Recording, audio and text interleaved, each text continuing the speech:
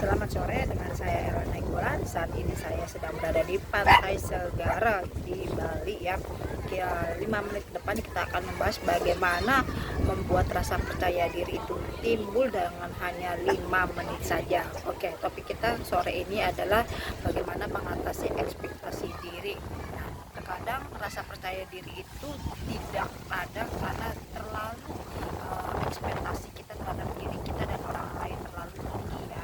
Ini kita akan membahas bagaimana mengatasi ekspektasi diri pada diri sendiri dan orang lain.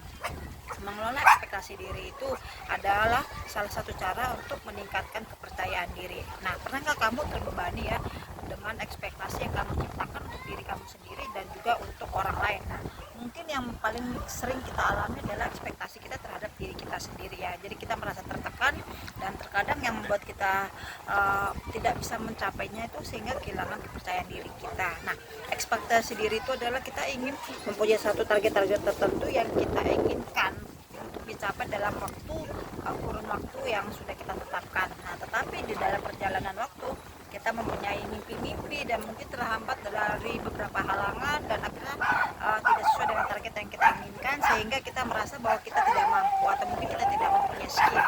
Nah, itu adalah ekspektasi pada diri sendiri, di mana hal-hal atau tantangan-tantangan ke depan yang membuat kita jadi akhirnya merasa bahwa kita tidak mampu atau mungkin kita tidak punya skill di bidang yang kita inginkan. Nah, bagaimana cara mengatasinya supaya kita mempunyai ekspektasi diri sesuai dengan standar kita, atau mungkin kita bisa menerima diri kita dan kekurangan dan keuniknya.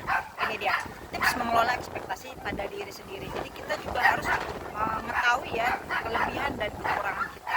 Kita harus realistis dalam mengukur ekspektasi kita dan target-target yang kita inginkan. Dan juga yang kedua, kita harus fokus pada prosesnya. Setiap kita menginginkan sesuatu dan setiap kita menginginkan suatu hasil yang besar, pasti ada progres yang harus kita jalani. Nah, progres itu belum tentu akan berjalan dengan baik sesuai dengan yang kita inginkan. Nah, oleh sebab itu kita harus fokus pada proses, jangan fokus kepada hasil. Karena kalau kita fokus kepada hasil, banyak hal-hal yang akan membuat kita merasa lebih tidak percaya diri, sehingga kita akan lebih minder, atau mungkin kita akan merasa bahwa kita memang tidak berbakat atau memang kita adalah failure ya. Jadi kita harus fokus kepada proses. Dan yang ketiga adalah bagaimana kita bersikap baik kepada diri sendiri. Di sini kita akan menerapkan yang namanya teknik Ho'oponopono ya, dimana kita belajar untuk mencintai diri kita, memaafkan diri kita, dan juga kita berusaha untuk bagaimana kita mencintai dan kekurangan diri kita sendiri ya.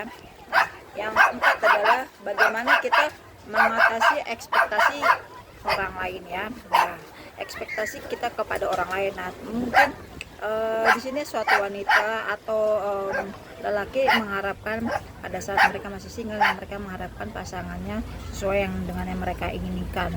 Tapi di dalam perjalanan, setelah mereka menjalaninya atau mungkin mereka sudah berumah tangga, ternyata ekspektasi itu jauh dari yang mereka perkirakan, sehingga terjadi banyak kekecewaan dan mungkin terjadi namanya perceraian. Nah, ini dia, ekspektasi kepada orang lain bisa menjadi sumber tekanan juga. Bisa saja terhadap orang tua terhadap anak. Orang tua menginginkan anaknya mungkin menjadi sesuatu atau seseorang yang diinginkan. Contohnya misalnya orang tua itu adalah dokter, dia ingin anaknya juga akan menjadi dokter. Nah, tetapi mungkin saja si anak tidak menyukai profesi sebagai dokter. Nah, itu menjadi tekanan terhadap anak. Begitu juga pasangan ya, seperti tadi saya bilang bahwa mungkin si wanita menginginkan lelaki yang sesuai dengan kriterianya, atau mungkin lelaki itu mungkin harus yang lebih tanggung jawab, atau lelaki itu mungkin harusnya lebih peka atau lebih berinisiatif, tapi ternyata lelaki itu berbeda dari ekspektasi si wanita. Nah, ini dia cara mengelola ekspektasi pada orang lain. Nah, jadi kita ya contohnya sebagai pasangan, wanita dan pria itu harus memiliki komunikasi yang terbuka, di mana si wanita bisa mengungkapkan apa yang diinginkan dan apa yang tidak diinginkan kepada pasangannya. Begitu juga sebaliknya. Dengan komunikasi yang terbuka ini akan membuat kerenggangan dan akan membuat hal-hal yang tidak diinginkan bisa terjadi ya.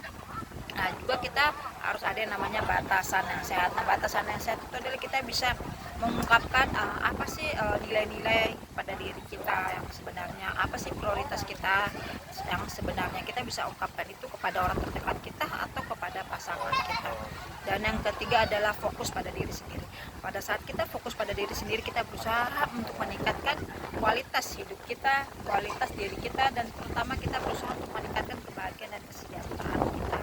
Sehingga pada saat kita fokus pada diri sendiri, kita akan menemukan di mana letak kebahagiaan kita, di mana letak tanggung jawab yang kita inginkan dari pasangan kita.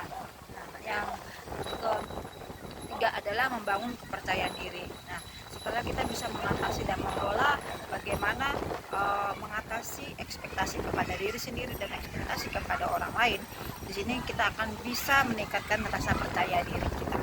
Ya, bagaimana mengelola ekspektasi diri dan orang lain adalah salah satu cara langkah untuk membangun kepercayaan diri. Nah, kalau kita sudah merasakan tenang, sudah terbebas dari namanya tekanan, terbebas dari namanya cemas, kita akan lebih fokus untuk menggali potensi dan kekuatan kita, ya, karena setiap manusia itu diciptakan Tuhan unik, mempunyai kelemahan dan kekurangan, sehingga kita tidak bisa memuaskan banyak orang. Kita harus fokus kepada diri sendiri, kita harus gali di mana letak kekuatan kita dan kelemahan. Pada saat kita sudah menemukannya, kita harus gali kemampuan-kemampuan kita, dan kita akan menemukan di mana kita akhirnya mempunyai rasa percaya diri yang benar-benar dari dalam diri sendiri, ya. Nah, ini dia. Kepercayaan diri itu bukan menjadi sesuatu yang sempurna, karena di dunia ini tidak ada yang sempurna. Semua ciptaan Tuhan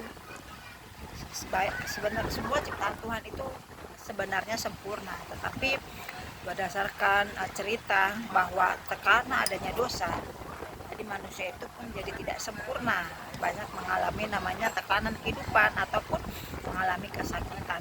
Jadi kepercayaan diri itu bukan untuk menjadi sempurna, tetapi kepercayaan diri itu tentang bagaimana menerima diri sendiri dengan segala kekurangan dan kelebihannya. Nah, mengelola kepercayaan diri sendiri itu adalah proses berkelanjutan, ya. Yang penting yang di sini kita perlukan adalah kesadaran yang tepat dan strategi yang tepat untuk mencapai hidup yang kita inginkan dan yang lebih bermakna. Oke, sampai di sini semoga yang kita bicarakan tentang kepercayaan diri ini bisa menjadi patokan untuk hidup kamu, supaya buat teman-teman yang belum percaya diri, kalian harus terus menggali di mana letak kekuatan kamu, bukan menyalahkan orang lain, tapi lebih menjadi tenang dan menjadi pribadi yang